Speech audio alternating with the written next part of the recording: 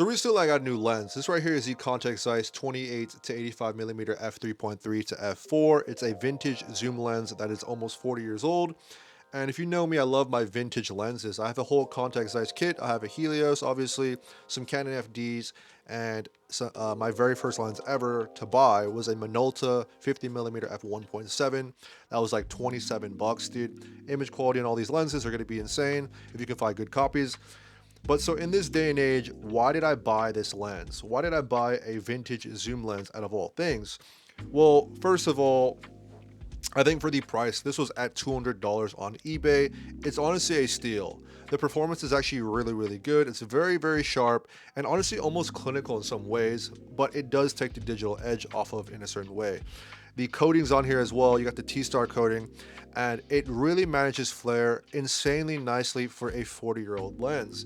I think that if you're just starting out in cinematography, this actually might be a good bet just to buy, just for the price. But why did I buy this lens in particular? Well, first of all, I was looking for a cine zoom lens. I was looking at the Lauer Rangers, but $3,000 for a zoom lens that honestly I could just rent at this point. But I wanted the effect of like a zoom in, like a parfocal lens kind of thing. So I also looked at the B4 lenses. Pretty much those are like, if you don't know, those are like those like vintage servo TV zooms that go from like 16 millimeters all the way to 300.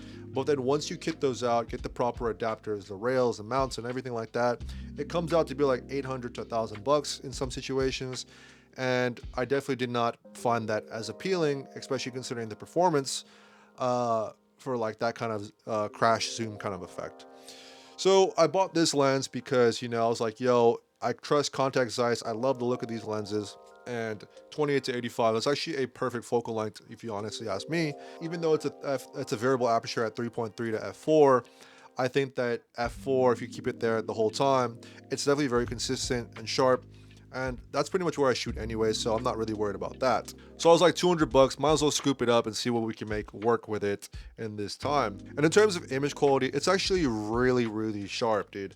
I was actually really surprised, and it almost doesn't look like a vintage lens. For being 40 years old, it controls flares really nicely. The second thing that I noticed is actually kind of a big deal. The front element rotates while you're focusing, so this is a huge issue if you're using like V&D, front element V&Ds, or screw-on polarizers, or matte boxes or whatever.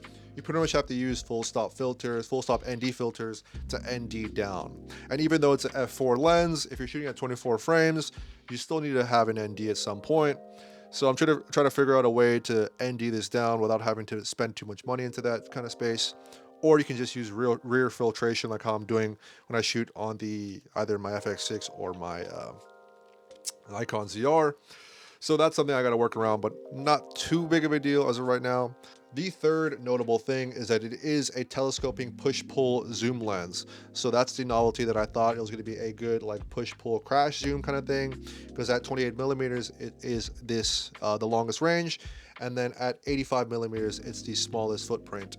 In the practical usability sense, it's actually so much harder than I thought it was going to be to operate this handheld. I think that overall, it's just a lot harder than I thought it was going to be, but not something I can't get used to. If I have an easy rig, or if I have something else in terms of support, definitely a lot easier to manage. But like, you also got to keep in consideration that since it is a push-pull zoom lens like this, you can't mount a fizz motor onto here unless you want to like not zoom. You also can't really mount this onto rails with a matte box because one, it telescopes and it rotates, so that's also out of the question as well. But is it even worth it to keep? I think that honestly, for the price and the performance, it actually is a really good steal. It's honestly a gem in the market today, because dude, 28 millimeters to 85 millimeters, you get a little bit more reach than your 24 to 70, and you're getting a really high performing lens for a 40-year-old lens. And this is definitely a first impressions more so than a review. I think that the footage that I've gotten so far, it looks pretty good, and I want to definitely try this on a little test shoot. So I'm thinking about doing that later this week. Another big thing is that it's not a parfocal lens. Once you're at 35 to 85, it's actually pretty similar. It's very close to being parfocal, but it's not quite. But at 28 to 85, you actually have to rack a good amount. So keep that in mind if you're trying to think about using this as a crash zoom, like how I'm doing it, how I'm wanting to do it as. So yeah, man. What do you think about this lens? Do you think that this lens performs really well, especially in 2026 for being 40 years old? I think that honestly for the price, it's definitely a steal. 200 bucks, man. Definitely highly recommend if you are a beginner or if you're looking for like a cheap cine zoom. Definitely a nice lens for the price. And I think that since you can mount this to pretty much any camera using adapters, it's a little gem that we have here, man. But yeah, love my vintage lenses. If you want to see more vintage lenses or my Contax Zeiss kit, let me know down below and I can do a little in-depth video on those. But I'm going to come back to this in a week or so and then make another video just to update you guys on my other experiences. But yeah, man, this is Giancarlo here and I'll catch you guys in the next video. Later.